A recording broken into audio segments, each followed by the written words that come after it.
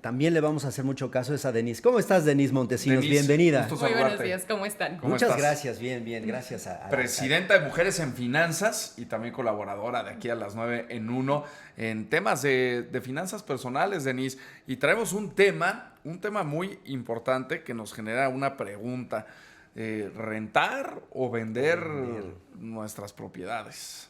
Sí, definitivamente, y esa es una de las preguntas que más debate puede generar cuando estamos en la familia, cuando estamos platicando, y particularmente cuando van empezando la vida y empezando a generar ingresos y empezando a generar un patrimonio, porque es uno de esos primeros puntos que nos enseñan desde que estamos creciendo, que lo que queremos es armar patrimonio. Y por otro lado nos enseñan que la renta es necesariamente tirar dinero. Pero la realidad es que esto depende mucho del momento de vida en el que estamos y de la estrategia financiera que tengamos y de qué son los planes que tenemos al final para nuestra vida, ¿no? Y al final creo que cada una de las dos tenemos que pensarlas desde la perspectiva de las ventajas y desventajas que tienen. Cuando hablamos de comprar, pues estamos hablando precisamente de tener un patrimonio, algo que ya va a ser nuestro, algo que al final va generando plusvalía, va generando ese valor adicional. Por ejemplo, el primer semestre de 2025, la vivienda en México tuvo un incremento de 8.4%. Entonces, eso quiere decir que tu casa hoy vale 8.4% más que el año pasado. Entonces, y eso cuando sigue creciendo a lo largo de los años significa que vas a recuperar más de tu dinero. Te da cierta estabilidad porque tú ya sabes el monto de los pagos que vas a realizar y al final del camino es algo que es tuyo. Si quieres arreglar el jardín, si quieres tirar una pared, si quieres arreglar algo, ya todo lo tienes que hacer sin pedir permiso, ¿no?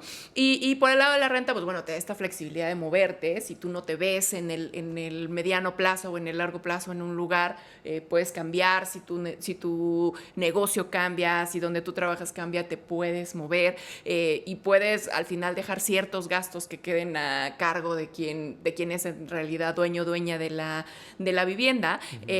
Y entonces la verdad es que justo lleva a estas a qué momento de vida estamos, ¿no? Siempre digamos, los abuelos nos decían, ¿no? Compra tierra, compra propiedad, invierte en propiedades. Es lo único que pero nunca se devalúa. Exacto, ¿no? Y que siempre vas a tener algo, ¿no? Digamos, te va a dar mucha seguridad el tener alguna propiedad. Pero está surgiendo esta corriente, Denise, hablando de las rentas y sobre que es mejor a lo mejor tener ya ese dinero invertido en algún fondo de inversión, hasta en los mismos CETES, ¿no? Que están pagando, digamos, una tasa alta o considerable con otros años. Y bueno, que tener mejor ese dinero y no invertirlo y no meterte un crédito hipotecario y no invertirlo en una propiedad, sino tenerlo generando. ¿Tú estás de acuerdo con eso o no estás de acuerdo con eso? Sí, mira, siempre hablamos en estas cápsulas de lo importante que es sentarnos, platicar con el dinero y hacer estas cuentas. Yo creo que ese es el primer paso para poder determinar si esto aplica o no. Yo puedo determinar en dónde quiero vivir, la zona en la que quiero vivir, ver cuánto cuestan las propiedades y sacar estas cotizaciones de mi crédito hipotecario para ver qué tasa voy a pagar, cuánto es lo que yo voy a terminar pagando mensualmente. Y puedo también comparar cuánto cuesta la renta en esos mismos lugares. Y ahí es en donde entra este esquema que en ciertos lugares se denomina como rentar e invertir. Entonces, lo que yo voy a hacer es comparar, imagínense un departamento que yo veo que en la zona está en 2 millones de pesos. Que si yo voy y veo a lo mejor mi crédito hipotecario, va a tener una tasa, lo que es el promedio ahorita, de 11.6%. Yo voy a tener que contar con un desembolso inicial que va a ser mi enganche, los gastos notariales que pueden representar un 15%, ¿no? Y también puedo ver cuánto cuesta la renta. A lo mejor el crédito hipotecario me representa una mensualidad de 15,000 pesos y puedo encontrar una renta de 10,000, ¿no?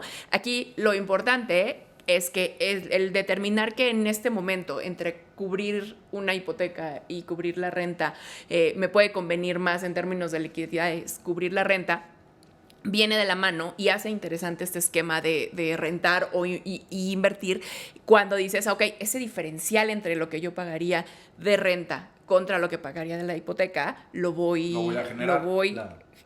guardando y lo voy invirtiendo, ¿no? ¿Por qué? Porque entre más alto es un crédito hipotecario, pues más altos son los intereses que yo tengo que pagar. Imagínense este mismo crédito de 2 millones de pesos, probablemente yo voy a terminar pagando en intereses alrededor de 3 millones de pesos. Y si bien una plusvalía me puede llevar más o menos a unos 5 millones y medio de pesos, contando este 8% que les decía, pues al final del camino mucha de esa plusvalía se la va a comer en realidad mis intereses. En la medida que yo puedo destinar parte de estos diferenciales o la totalidad de estos diferenciales a ahorrar, a tenerlo invertido, el monto de un crédito hipotecario que yo voy necesitando se va reduciendo, lo cual hace que yo pague menos intereses. Pero ¿qué recomiendas tú, digamos, si se tiene el dinero, ¿no? O sea, la persona tiene el dinero para comprar la vivienda o para invertirlo, ¿no? Y digamos, en ese plan económico tiene todo bien puesto, ¿no? Puede pagar el crédito hipotecario, puede pagar los intereses,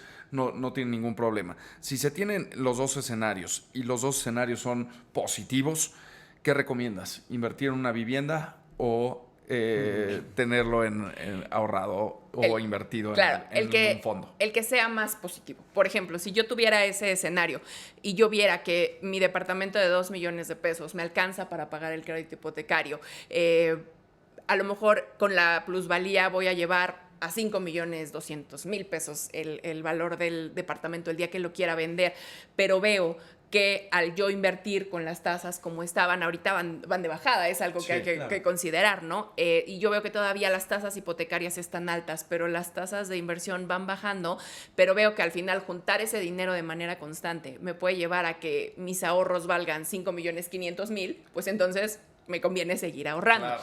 Pero si ese monto se empieza a voltear, ¿no? Y ya resulta que cuesta más mi casa cuando estoy invirtiendo, pero va a valer más si yo la vendiera en 20 años, entonces me conviene voltear.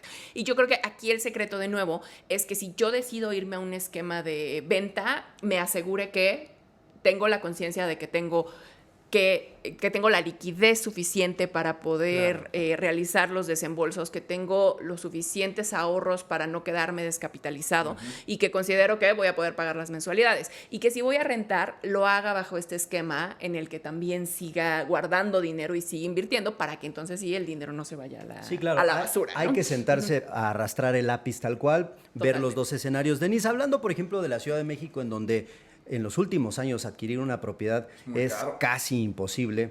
¿Qué tan factible es particularmente invertir en la Ciudad de México? Es decir, más allá de sentarme a arrastrar el lápiz y calcular si lo invierto y va a generar intereses, en la Ciudad de México, ¿vale la pena actualmente quienes puedan invertir en una vivienda?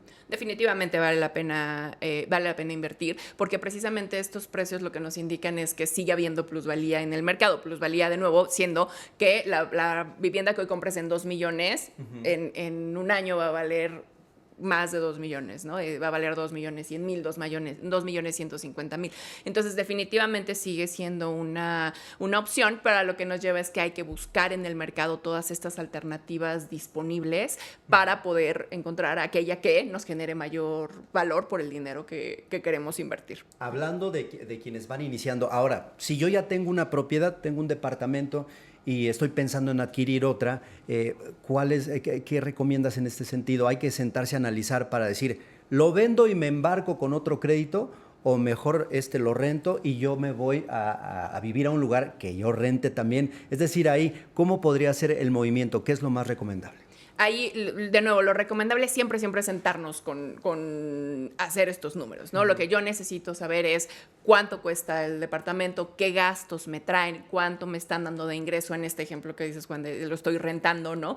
Y si lo que quiero hacer es venderlo y comprar otro, ok, ¿cuál es el valor actual de ese departamento? ¿Cuánto me van a costar los intereses? ¿En cuánto lo puedo rentar? Hacer esa visita a la zona en la que quiero el nuevo departamento para ver en cuánto lo podría rentar y y que me salgan esos números, ¿no? Que al final me generen un valor adicional. Me parece que lo que decías hace ratito es muy interesante. Tenemos que analizar en qué momento estamos, ¿no?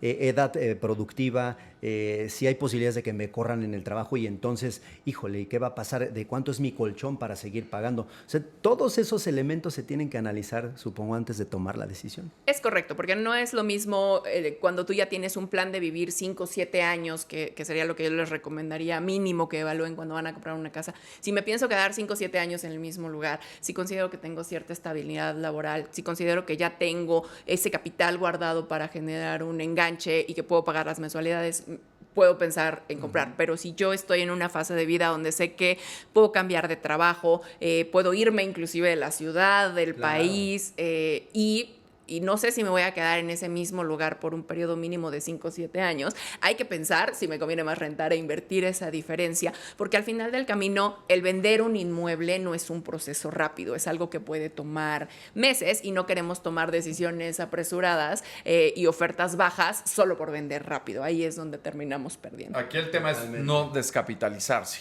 Ese es el mejor consejo. Incluso las personas que ya estén pagando una hipoteca, y es un consejo personal, y no sé qué opinas tú, Denise, que eres la experta en esto, digamos, vamos a decir que debemos $1,000,000 por este crédito hipotecario, lo sacamos a 20 años, llevamos pagando 5 años el crédito, y a lo mejor a alguna persona le cae un dinero extra y dice, bueno, ¿saben qué? Voy a bajar mi crédito, ¿no? Para pagar menos. Pero muchas veces se descapitalizan y al final de cuentas el crédito es lo que te da, ¿no? Que te da esa ventaja de vas a pagar a 20 años y ya lo sabes, a una tasa fija.